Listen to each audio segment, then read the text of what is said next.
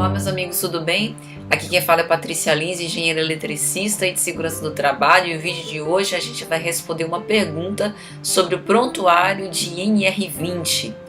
Bom, o Ministério do Trabalho e Emprego, ele publicou diversas normas regulamentadoras sobre os mais diversos assuntos, e um deles, que é a NR20, fala sobre condições de segurança do trabalho, especialmente para aqueles locais e trabalhadores que laboram com líquidos inflamáveis e combustíveis.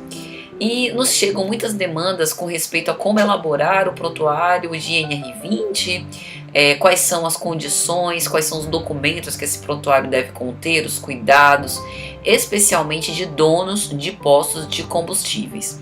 É interessante a gente ressaltar, e aí pode ser consultado livremente na internet, na própria NR20, que o prontuário de NR20 ele não deve apenas ser organizado e elaborado por donos de postos de combustíveis. Existem muitas instalações, e aqui eu nem estou pensando nas refinarias, por exemplo, mas existem muitas instalações que têm armazenamento de combustível com um volume representativo e que, portanto, podem se enquadrar em algumas das classes em que o prontuário é necessário, é imprescindível, conforme determina essa norma regulamentadora.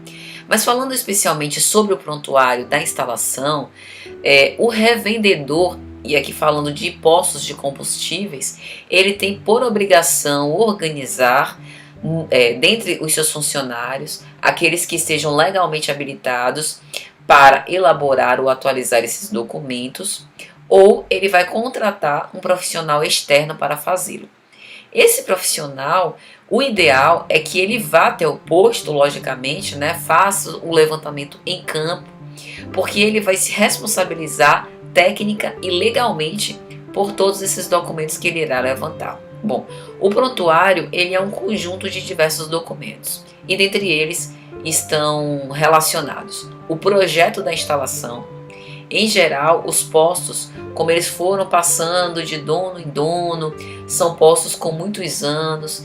É comum encontrar uma documentação bastante desatualizada e antiga, portanto, essa atividade de levantamento da instalação é uma atividade que quem vai fazer o prontuário precisa se preocupar, dedicar especial atenção a isso.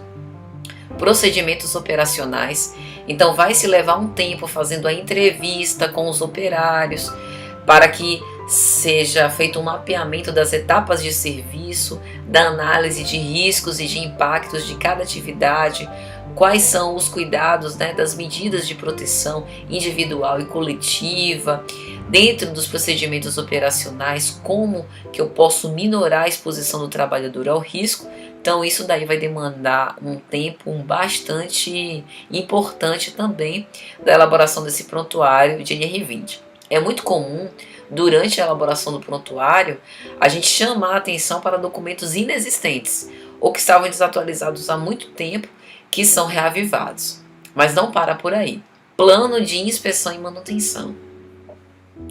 Nós temos uma cultura, em geral, no Brasil, de manutenção corretiva e, em alguns locais, manutenção preventiva, em que se dá bastante valor a isso. Manutenção preditiva ainda é algo que a gente pouco vê nas grandes indústrias, nas empresas de grande porte. Aliás, nas empresas de grande porte, por conta das auditorias, dos sistemas de gestão integrado, a gente até vê uma preocupação maior em relação a isso. Mas nas empresas pequenas, quase nunca a gente vê. E esse plano, ele tem que ser rastreável, ele tem que ser um plano realmente efetivo, não é como a gente diz, só para inglês ver, e deve constar, portanto, no prontuário da instalação de NR20. Análise de riscos. Aqui a gente tem uma diferença básica entre análise de perigo da instalação e análise de riscos das atividades. Em geral, são feitos documentos em conjunto, da análise de risco das atividades junto com os procedimentos operacionais, mas também podem ser disjuntos. Na análise de risco, eu vou fazer um mapeamento de todas as atividades presentes na atividade do posto e vou qualificar esse risco em relação à sua frequência, a probabilidade de ocorrência, a sua periculosidade, né? O impacto sobre a vida dos trabalhadores. Plano de prevenção e controle de vazamentos, derramamentos, incêndios e explosões e identificação das fontes de emissões fugitivas, ou seja, eu tenho que avaliar qual a probabilidade de ocorrer alguma situação atípica na minha instalação, porque, por exemplo, se eu armazeno grandes quantidades de combustível, isso pode vazar, né? Pode ter incêndio. E o que eu faço quando isso ocorre? Eu preciso ter condições de contingência para poder controlar os impactos disso. E tudo isso vai estar nesse plano de prevenção e controle. Certificados de capacitação dos trabalhadores. Os trabalhadores que laboram numa instalação periculosa, eles precisam estar cientes e conscientes do risco das suas atividades. E eu preciso capacitá-los para que eles tenham condição de se precaver com relação a esses riscos. Trabalhem de uma forma segura e para assegurar também a sua saúde. Eu preciso me preocupar com esses cuidados com o trabalhador. Análise de acidentes. Todo e qualquer acidente, ele pode e deve ser evitado. E depois que um acidente acontece, ele deve servir como aprendizado para evitar novos acidentes. Então, por isso a importância de estabelecer mecanismos de análise de acidentes e efetivamente não fingir que ele não aconteceu quando da sua ocorrência. E, enfim, o plano de resposta a emergências, né? Um evento inesperado, de alta gravidade, e eu preciso ter meios para controlar as suas repercussões, seja o bloqueio, seja a contenção. E eu também preciso definir isso bem claramente no plano. Então a nossa dica é: busque profissionais competentes para fazer o prontuário da instalação, e você que é profissional, técnico de segurança do trabalho, engenheiro de segurança do trabalho, tome muito cuidado com a responsabilidade que você vai assumir em relação ao prontuário de NR20. É coisa séria.